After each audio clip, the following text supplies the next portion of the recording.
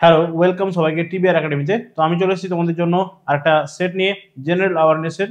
তো যেগুলো কিন্তু তোমাদের ডাব্লিউবিপি পুলিশের যে এক্সামগুলো হচ্ছে আমাদের ওয়েস্ট বেঙ্গল পুলিশ এসআই বা ওয়েস্ট বেঙ্গল পুলিশের কনস্টেবল বা কলকাতা পুলিশের যে এক্সামগুলো হয় সেই এক্সামগুলো রিলেটেড কিন্তু জেনারেল অ্যাওয়ারনেসের কিছু কোয়েশ্চেনে চলে এসেছি। আজকে আমাদের সেট নাম্বার 10 নিয়ে আজকে আমরা ডিসকাস করবো। এর আগে কিন্তু অলরেডি আমরা 9টা সেট ডিসকাস করে ফেলেছি।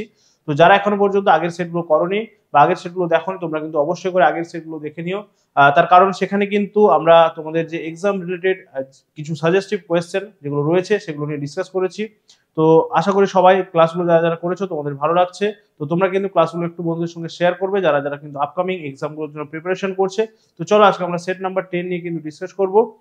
তো অবশ্যই করে যারা যারা ক্লাসগুলো করছো তোমরা কিন্তু আমাদের যে টেলিগ্রাম চ্যানেল রয়েছে সেই টেলিগ্রাম চ্যানেলে তোমরা জয়েন করবে। তার কারণ এই ক্লাসের ফ্রি পিডিএফ গুলো কিন্তু তোমাদের টেলিগ্রাম চ্যানেলেই প্রোভাইড করা হবে।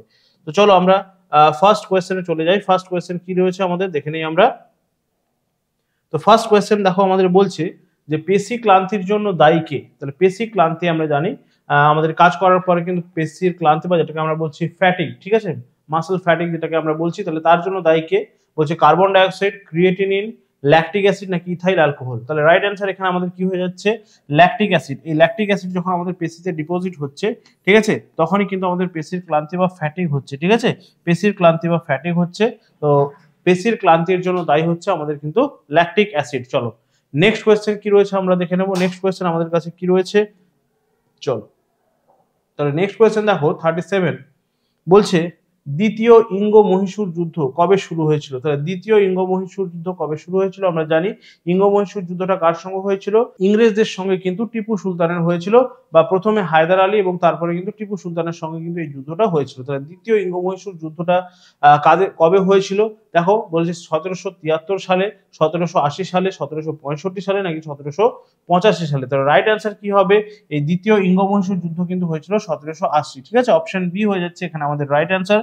1780-তে কিন্তু দ্বিতীয় ইঙ্গ মহীশূর যুদ্ধটা হয়েছিল এবং শেষে আমরা দেখব এই যুদ্ধের শেষে কিন্তু শ্রীরঙ্গপত্তনমের যে সন্ধি সেটা কিন্তু এই যুদ্ধের শেষে কিন্তু হয়েছিল, ঠিক আছে।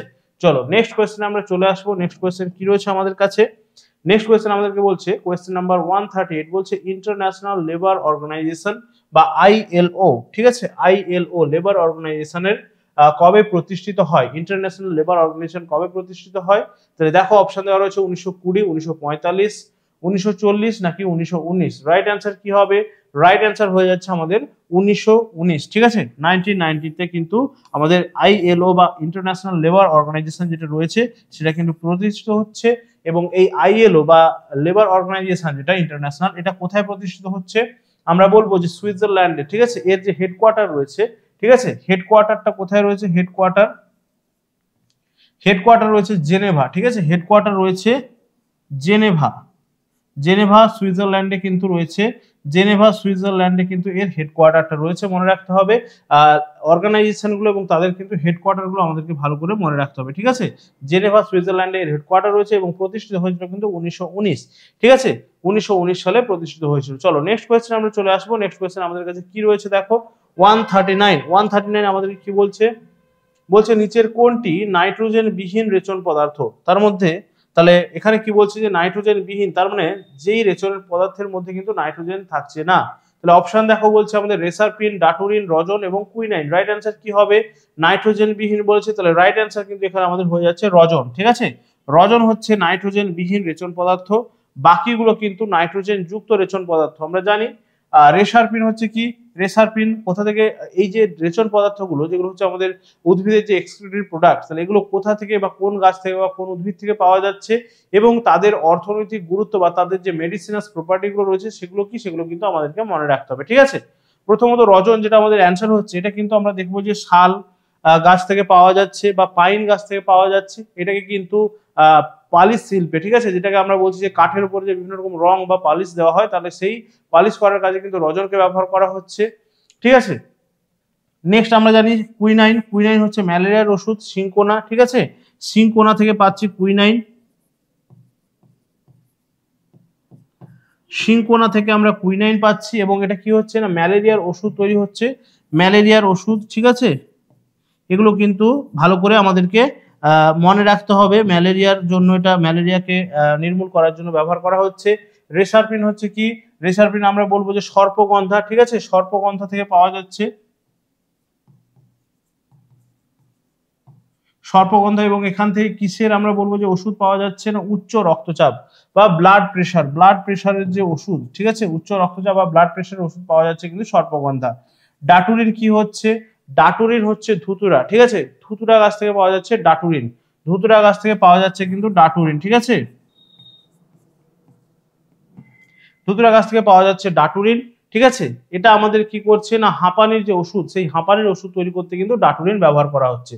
চলো নেক্সট কোয়েশ্চেন আমরা চলে আসবো। নেক্সট কোয়েশ্চেন কি রয়েছে আমাদের, দেখো বলছে ট্রপোস্ফিয়ারে প্রতি 1 কিলোমিটার, ট্রপোস্ফিয়ারে প্রতি 1 কিলোমিটার কিলোমিটারে যদি আমরা 1 কিলোমিটার উপরে উঠি তাহলে সেখানে আমরা বলবো যে উষ্ণতা কত ডিগ্রি হারে কমছে, ঠিক আছে। ট্রপোস্ফিয়ার মানে কি, আমাদের একদম যে নিচের বায়ুমণ্ডলের যে নিচের স্তর রয়েছে সেটাকে আমরা বলছি ট্রপোস্ফিয়ার। তাহলে ট্রপোস্ফিয়ারে যত আমরা উপরের দিকে উঠবো সেক্ষেত্রে আমরা দেখবো যে উষ্ণতা কিন্তু কমতে থাকছে, ঠিক আছে, উষ্ণতা কমতে থাকছে। তাহলে প্রতি 1 কিলোমিটার উঠলে আমাদের কতটা উষ্ণতা কমছে, তাহলে রাইট অ্যান্সার কি হবে, দেখো অপশন দেওয়া রয়েছে 7.8 degree centigrade, 6.4 degree centigrade, 5.4 degree centigrade নাকি 6.6 ডিগ্রি সেন্টিগ্রেড। তো রাইট অ্যান্সারটা এখানে আমাদের হয়ে যাচ্ছে প্রতি 1 কিলোমিটার উপরে উঠলে আমাদের কিন্তু 6.4 ডিগ্রি সেন্টিগ্রেড, অপশন বি হয়ে যাচ্ছে রাইট অ্যান্সার। 6.4 ডিগ্রি সেন্টিগ্রেড হারে কিন্তু উত্তাপ বা উষ্ণতা কিন্তু কমতে থাকে, ঠিক আছে, উত্তাপ বা উষ্ণতা কমতে থাকছে 6.4 ডিগ্রি সেন্টিগ্রেড হারে। এই ট্রপোস্ফিয়ারকে আমরা কি বলছি, ট্রপোস্ফিয়ারকে বলছি ক্ষুব্ধ মণ্ডল, ঠিক আছে, ট্রপোস্ফিয়ারকে বলছি আমরা ক্ষুব্ধ মণ্ডল। তার কারণ আমরা দেখব আমাদের বিভিন্ন রকম প্রাকৃতিক ঘটনাগুলো যেমন ঝড় বৃষ্টি বা বজ্রপাত, এই সমস্ত ঘটনাগুলো কিন্তু এই ট্রপোস্ফিয়ারের মধ্যেই হচ্ছে। তো সেই জন্য এই ট্রপোস্ফিয়ারকে আমরা বলছি ক্ষুব্ধ মণ্ডল, ঠিক আছে। এবং এর যে উপরের ঠিক স্তরটা রয়েছে ট্রপোস্ফিয়ার যে স্ট্র্যাটোস্ফিয়ার স্তর রয়েছে সেটাকে আমরা আবার বলছি কি শান্ত মণ্ডল, ঠিক আছে। তাহলে সেখানে কিন্তু এই ধরনের কোনো ঝড় বৃষ্টি বা বজ্রপাতের ঘটনাগুলো দেখা যাচ্ছে না, সেই জন্য সেটাকে আমরা বলছি শান্ত মণ্ডল। এবং তার সঙ্গে সঙ্গে ট্রপোস্ফিয়ারকে বলছি আমাদের ক্ষুব্ধ মণ্ডল, ঠিক আছে। চলো নেক্সট কোয়েশ্চেন আমরা চলে আসবো। নেক্সট কোয়েশ্চেন কি রয়েছে দেখো 141 বলছে ভারতীয় সংবিধানের কত নং অনুচ্ছেদ বা আর্টিকেল বলবো আমরা, অনুচ্ছেদে সংস্কৃতি এবং শিক্ষার অধিকার রয়েছে, ঠিক আছে। তাহলে আমরা জানি যে ভারত হচ্ছে কিন্তু একটা বিভিন্ন সংস্কৃতির দেশ, এখানে বিভিন্ন ধর্মের যেমন মানুষ রয়েছেন তেমন কিন্তু বিভিন্ন সংস্কৃতিরও কিন্তু মানুষ রয়েছেন। প্রত্যেকটা আমরা দেখবো যে আমাদের যে রাজ্য রয়েছে সেখানে কিন্তু ভাষা আলাদা, সেখানে সংস্কৃতি আলাদা। তাহলে এই সংস্কৃতি এবং ভাষার সবার কিন্তু নিজের সংস্কৃতিকে আঁকড়ে ধরে বেঁচে থাকার অধিকার রয়েছে। তাহলে সেইটা আমাদের কিন্তু সংবিধান আমাদের সেই অধিকার কিন্তু দিচ্ছে। তাহলে সেখানে আমরা দেখবো যে কত নম্বর আর্টিকেলে সেটা দেওয়া রয়েছে। তাহলে দেখো article number 19 to 22, article number 23, 24, article number 29, 30, article number 25, 28। তাহলে রাইট অ্যান্সার কি হবে, রাইট অ্যান্সার হয়ে যাচ্ছে আমাদের আর্টিকেল নাম্বার 29, 30। তার মানে 29 এবং 30 নম্বর যে অনুচ্ছেদ রয়েছে, 29 এবং 30 নম্বর অনুচ্ছেদে কিন্তু আমাদের এই সংস্কৃতি এবং শিক্ষার কিন্তু অধিকার কিন্তু আমাদের রয়েছে, ঠিক আছে, সংস্কৃতি এবং শিক্ষার অধিকার কিন্তু আমাদের রয়েছে। তাহলে এটা হচ্ছে আমাদের 29 এবং 30 নাম্বার কিন্তু আর্টিকেল, ঠিক আছে। চলো নেক্সট কোয়েশ্চেনে আমরা চলে আসবো। নেক্সট কোয়েশ্চেন কি রয়েছে আমাদের কাছে 142 কি বলছে, সম্প্রতি কোন রাজ্য সরকার মুখ্যমন্ত্রী গ্রামীণ আবাস ন্যায় যোজনা চালু করেছে, ঠিক আছে। এটা কিন্তু একটা কারেন্ট অ্যাফেয়ার্স রিলেটেড কোয়েশ্চেন। দেখো বলছে মুখ্যমন্ত্রী গ্রামীণ আবাস ন্যায় যোজনা চালু করেছে। অপশন এ বলছে ঝাড়খণ্ড, অপশন বি বলছে মহারাষ্ট্র, অপশন সি বলছে মধ্যপ্রদেশ নাকি অপশন ডি ছত্তিশগড়। তাহলে রাইট অ্যান্সার হয়ে যাচ্ছে আমাদের ছত্তিশগড়, ঠিক আছে। ছত্তিশগড় রাজ্যে কিন্তু এই যোজনাটা বা এই স্কিমটা চালু হয়েছে, মুখ্যমন্ত্রী গ্রামীণ আবাস ন্যায় যোজনা, ঠিক আছে। নেক্সট কোয়েশ্চেন আমরা চলে আসবো। নেক্সট কোয়েশ্চেন আমাদের কি বলছে দেখো কোয়েশ্চেন নাম্বার 143, কোয়েশ্চেন নাম্বার 143 কি বলছে আমাদেরকে, বলছে দার উল সাফা, দার উল সাফা কে প্রতিষ্ঠা করেছিলেন, দার উল সাফা কে প্রতিষ্ঠা করেছিলেন, বলছে মোহাম্মদ বিন তুগলক, আকবর, ফিরোজ শাহ তুগলক নাকি শাহজাহান, ঠিক আছে। তাহলে রাইট অ্যান্সার এখানে আমাদের কি হয়েছে, দার উল সাফা প্রতিষ্ঠা করেছিলেন আমাদের ফিরোজ শাহ তুগলক, ঠিক আছে, ফিরোজ শাহ তুগলক কিন্তু দার উল সাফা প্রতিষ্ঠা করেছিলেন। নেক্সট কোয়েশ্চেন কি রয়েছে দেখো আমাদের, নেক্সট কোয়েশ্চেনে আমরা চলে আসবো। নেক্সট কোয়েশ্চেন বলছে দেখো 144 বলছে কবে গণপরিষদের প্রথম অধিবেশন বসে, গণপরিষদের প্রথম অধিবেশন কবে বসেছিল, এই গণপরিষদ কিসের সঙ্গে যুক্ত, সংবিধান রচনার সঙ্গে, ঠিক আছে, আমাদের যে ইন্ডিয়ান কনস্টিটিউশন এটাকে রচনার সঙ্গে যুক্ত কিন্তু হচ্ছে আমাদের এই গণপরিষদ, ঠিক আছে। গণপরিষদের প্রথম অধিবেশন তাহলে কবে বসেছিল, অপশন দেওয়া রয়েছে দেখো 1945 সালের 9 ডিসেম্বর, 1946 সালের 9 ডিসেম্বর, আচ্ছা 1939 সালের 11 ডিসেম্বর নাকি 1946 সালের 5ই জানুয়ারি। তাহলে রাইট অ্যান্সার কি হবে? রাইট অ্যান্সার হয়ে যাচ্ছে আমাদের 1946-এর 9 ডিসেম্বর। এটা কিন্তু প্রথম অধিবেশন বসেছিল এবং এই অধিবেশনের সভাপতি কে ছিলেন? আমরা বলবো যে ডক্টর রাজেন্দ্র প্রসাদ। ঠিক আছে, এই অধিবেশনের সভাপতি ছিলেন ডক্টর রাজেন্দ্র প্রসাদ।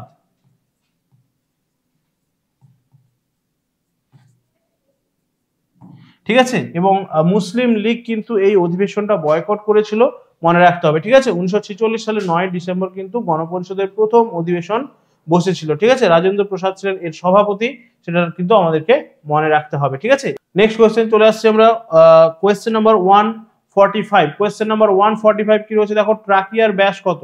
ঠিক আছে, ট্রাকিয়ার ব্যাস 145 কি বলছে, ট্রাকিয়ার ব্যাস কত? তাহলে অপশন এ কি দিয়েছে দেখো, এখানে আমাদের অপশন এ বলছে 2 to 3 সেন্টিমিটার, অপশন বি বলছে দেখো 1.5 to 2 সেন্টিমিটার, অপশন সি বলছে 3 to 4 সেন্টিমিটার, অপশন ডি বলছে 2.5 to 4 সেন্টিমিটার। তাহলে রাইট অ্যান্সার ট্রাকিয়া। আমরা জানি ট্রাকিয়া কোথায় রয়েছে, উদ্ভিদের কিন্তু উদ্ভিদের মধ্যে রয়েছে ট্রাকিয়া, ট্রাকির এবং ট্রাকিয়ার কথা আমরা পড়েছি। ঠিক আছে, তো সেখানে আমরা দেখবো যে একটা কলা রয়েছে ট্রাকিয়া, তাহলে তার ব্যাস হচ্ছে মোটামুটি কিন্তু 1.5 to 2 সেন্টিমিটার। অপশন বি হয়ে যাচ্ছে কিন্তু এখানে আমাদের রাইট অ্যান্সার ট্রাকিয়া। ঠিক আছে, ট্রাকিয়ার ব্যাস 1.5 to 2 সেন্টিমিটার, এই ট্রাকিয়ার ব্যাস রয়েছে। চলো নেক্সট কোয়েশ্চেন কি রয়েছে আমাদের কাছে দেখো, বলছে গদর পার্টির প্রথম সভাপতি কে ছিলেন? গদর পার্টির প্রথম সভাপতি কে ছিলেন? বলছে মোহাম্মদ বরকতুল্লাহ, অপশন বি বলছে লালা হরদয়াল, অপশন সি বলছে মোহন সিং ভাকনা, নাকি বিষ্ণু গণেশ পিংলে। রাইট অ্যান্সার কি হবে?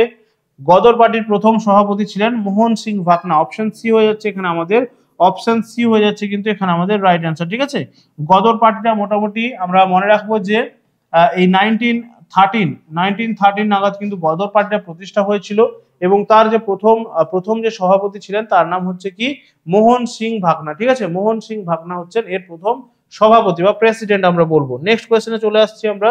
নেক্সট কোয়েশ্চেন কি রয়েছে দেখো, বলছে পশ্চিমবঙ্গের সমভূমি অঞ্চলে কখন কালবৈশাখী ঝড় হয়? ঠিক আছে, কালবৈশাখী ঝড় আমরা জানি পশ্চিমবঙ্গের সমভূমি অঞ্চলে, বা আমরা জেনারেলি কখন দেখি কালবৈশাখী ঝড়টা, না বৈশাখ এবং জ্যৈষ্ঠ মাসে বা আমাদের যে গ্রীষ্মকালে, সেখানে কিন্তু বিকেলের দিকে এই কালবৈশাখী ঝড় আমরা দেখতে পাই। তাহলে এখানে আমাদের ইংরেজি মাসগুলোর নাম দেওয়া রয়েছে দেখো, April May, March April, June July, নাকি জুন সেপ্টেম্বর। রাইট অ্যান্সার কি হবে? এটা খুবই ইজি কোয়েশ্চেন, এখানে আমাদের রাইট অ্যান্সারটা হয়ে যাচ্ছে এপ্রিল মে মাসে। ঠিক আছে, এপ্রিল মে মাসের দিকে কিন্তু আমরা এই কাল বৈশাখী দেখতে পাচ্ছি। ঠিক আছে, কাল বৈশাখী দেখতে পাচ্ছি এপ্রিল মে মাসে। নেক্সট কোয়েশ্চেনে চলে আসবো। নেক্সট কোয়েশ্চেন আমাদেরকে কি বলছে দেখো, নেক্সট কোয়েশ্চেন 148 কি বলছে, ভারতের আয়তনের দিক থেকে কোন ধরনের বনভূমি শতকরা বেশি রয়েছে? আয়তনের দিক থেকে কোন ধরনের সমভূমি শতকরা বেশি রয়েছে? বলছে দেখো, সাভানা ও মরুভূমি উদ্ভিদ, ক্রান্তীয় পর্ণমোচী, নিরক্ষীয় চিরহরিৎ, নাকি ক্রান্তীয় বৃষ্টিবহুল চিরহরিৎ। রাইট অ্যান্সার কি হবে?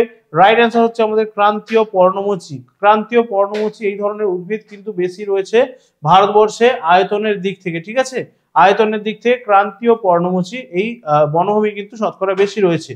নেক্সট কোয়েশ্চেন কি রয়েছে দেখো, আজকে সেটার আমাদের সেকেন্ড লাস্ট কোয়েশ্চেন কি রয়েছে, বলছে সম্প্রতি প্রয়াত তথা ভারতের সবুজ বিপ্লবের জনক, দেখো গ্রিন রেভলিউশনের ফাদার অফ গ্রিন রেভলিউশন তার নাম কি?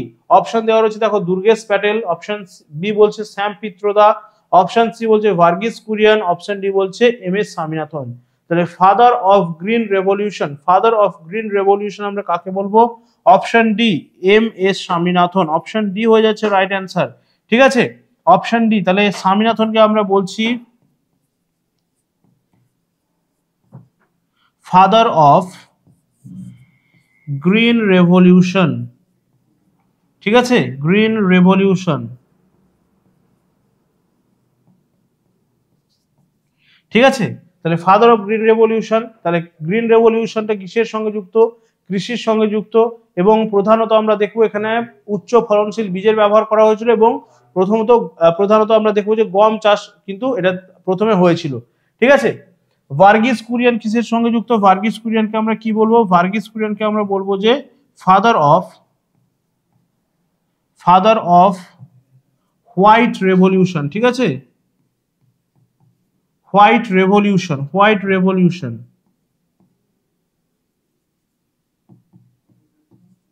তাহলে হোয়াইট রেভলিউশনটা কিসের সঙ্গে যুক্ত?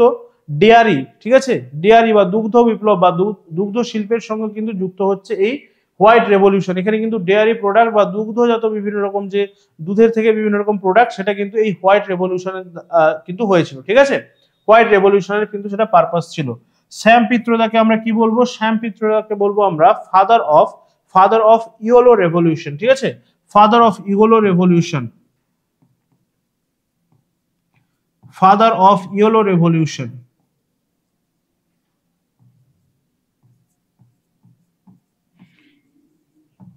ফাদার অফ ইয়েলো রেভলিউশন, তাহলে ইয়েলো রেভলিউশনটা কিসের সঙ্গে যুক্ত? ইয়েলো রেভলিউশনটা কিন্তু যুক্ত হচ্ছে অয়েল সিডস, ঠিক আছে, যেই সমস্ত আমরা বলবো যে তৈল বীজ, ঠিক আছে, তৈল বীজের সঙ্গে কিন্তু যুক্ত হচ্ছে এই ইয়েলো রেভলিউশন। অয়েল সিড বা তৈল বীজের সঙ্গে যুক্ত হচ্ছে এই ইয়েলো রেভলিউশন। এবং দুর্গেশ প্যাটেল আমরা বলবো ফাদার অফ পিঙ্ক রেভলিউশন, ঠিক আছে, father of pink revolution, pink revolution, ঠিক আছে, ফাদার অফ পিঙ্ক রেভলিউশন। তাহলে পিঙ্ক রেভলিউশনটা কিসের সঙ্গে যুক্ত? মিট অ্যান্ড পোলট্রি, ঠিক আছে, মিট অ্যান্ড পোলট্রি মানে মাংস, ঠিক আছে, মাংস প্রক্রিয়াকরণ এবং মাংসের সঙ্গে যুক্ত হচ্ছে আমাদের এই পিঙ্ক রেভলিউশন। তাহলে দেখো চারটে কিন্তু এখানে রেভলিউশনের কথা বলা হচ্ছে। তাহলে প্রথমত তাহলে এখানে আমরা দেখবো যে দুর্গেশ প্যাটেল হচ্ছে পিঙ্ক রেভলিউশনের সঙ্গে যুক্ত, এবং পিঙ্ক রেভলিউশন মানে হচ্ছে মিট অ্যান্ড আমরা বলবো যে পোলট্রি, ঠিক আছে, মাংসের সঙ্গে যুক্ত। শ্যাম Pitroda father of yellow revolution, এই ইয়েলো রেভলিউশন কিসের সঙ্গে যুক্ত? অয়েল সিডের সঙ্গে যুক্ত হচ্ছে ইয়েলো রেভলিউশন, ঠিক আছে। Verghese Kurien father of white revolution, white revolution কিসের সঙ্গে যুক্ত? আমরা বলবো যে ডেয়ারি প্রোডাক্ট বা দুগ্ধ শিল্পের সঙ্গে কিন্তু যুক্ত। And last but not least কে রয়েছে আমাদের? এম এস স্বামীনাথন, তিনি কিসের সঙ্গে যুক্ত? এম এস স্বামীনাথন কিন্তু ফাদার অফ গ্রিন রেভলিউশন বা হচ্ছে কৃষি বিপ্লবের সঙ্গে যুক্ত, সবুজ বিপ্লবের সঙ্গে কিন্তু যুক্ত, ঠিক আছে। তাহলে এইগুলো কিন্তু আমাদেরকে ভালো করে মনে রাখতে হবে। চারজনই কিন্তু বিশেষ বিশেষ ক্ষেত্রে আমরা বলবো যে জনক, তাহলে তাদের নামগুলো আমাদের কিন্তু মনে রাখতে হবে। আজকের সেটের আমরা লাস্ট কোশ্চেন চলে আসছি। লাস্ট বাট নট লিস্ট কি রয়েছে আমাদের কাছে? 150। দেখো ভারতীয় সংবিধানের কত নম্বর তফসিলে পঞ্চায়েতি রাজ ব্যবস্থা সম্পর্কে আলোচনা করা রয়েছে? তাহলে আমরা জানি ভারতবর্ষে কিন্তু পঞ্চায়েতি রাজ সিস্টেম বা রয়েছে আমাদের 3 টায়ার কিন্তু পঞ্চায়েত সিস্টেম রয়েছে, ঠিক আছে, ত্রিস্তরীয় পঞ্চায়েত ব্যবস্থা কিন্তু আমাদের রয়েছে, ঠিক আছে, ত্রিস্তরীয় পঞ্চায়েত ব্যবস্থা রয়েছে। তাহলে সেইটা আমাদের কত নম্বর তফসিল? তফসিল মানে হচ্ছে স্কেডিউল, ঠিক আছে, কত নম্বর স্কেডিউলে কিন্তু এই আমাদের রয়েছে পঞ্চায়েতি রাজ সিস্টেম?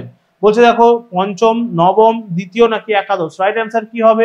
রাইট অ্যান্সার হয়ে যাচ্ছে কিন্তু এখানে আমাদের একাদশ তফসিল বা আমরা বলবো যে 11th যে স্কেডিউল রয়েছে, সেই 11th স্কেডিউলে কিন্তু এই পঞ্চায়েতি রাজ ব্যবস্থা নিয়ে কিন্তু আলোচনা করা রয়েছে, বা আমাদের যে 3 টায়ার পঞ্চায়েত সিস্টেম রয়েছে সেই 3 টায়ার পঞ্চায়েত সিস্টেম নিয়ে কিন্তু এখানে আলোচনা করা রয়েছে, ঠিক আছে। তাহলে এটাই ছিল আজকে আমাদের সেটের লাস্ট কোয়েশ্চেন। তো এখানে আমাদের সেটটা আজকে কমপ্লিট হচ্ছে। তো প্রত্যেকটা সেটের মতো তোমরা কিন্তু এখানে পেয়ে যাচ্ছ অ্যান্সার কি, প্রত্যেকটা কোয়েশ্চেনের কিন্তু এখানে অ্যান্সার তোমাদের দেওয়া রয়েছে। তো তোমরা কিন্তু এগুলো নিজেরা প্র্যাকটিস করতে পারো, নিজেরা কিন্তু বারবার রিভাইজ করতে পারো। তো এই ক্লাসগুলোর ফ্রি পিডিএফ গুলো পাওয়ার জন্য আমাদের যে টেলিগ্রাম চ্যানেল রয়েছে, যার লিঙ্কটা কিন্তু তোমরা ডেসক্রিপশন বক্সে গেলেই পেয়ে যাবে, সেখান থেকে কিন্তু তোমরা আমাদের এই পিডিএফ গুলো তোমরা নিয়ে নিতে পারো। তো অবশ্যই করে যারা ক্লাসগুলো করছো অবশ্যই করে আমাদের যে টেলিগ্রাম চ্যানেল রয়েছে সেখানে তোমরা জয়েন করবে, এবং সেখান থেকে কিন্তু তোমরা এই পিডিএফ গুলো পেয়ে যেতে পারো। এবং তার সঙ্গে সঙ্গে যারা ক্লাসগুলো করছো তোমরা কমেন্ট করে জানাবে তোমাদের ক্লাসগুলো কেমন লাগছে, এবং বন্ধুদের সঙ্গে শেয়ার করবে যারা কিন্তু আপকামিং যে আমাদের ওয়েস্ট বেঙ্গল পুলিশের এক্সাম বা কলকাতা পুলিশের যে এক্সামগুলো হচ্ছে সেগুলোতে যারা ইন্টারেস্টেড বা যারা তার জন্য প্রিপারেশন নিচ্ছে তাদের সঙ্গে অবশ্যই করে ক্লাসগুলো শেয়ার করবে। তো চলো আজকে এই পর্যন্তই, নেক্সট ক্লাসে দেখা হচ্ছে সবার সঙ্গে। Tata, thank you.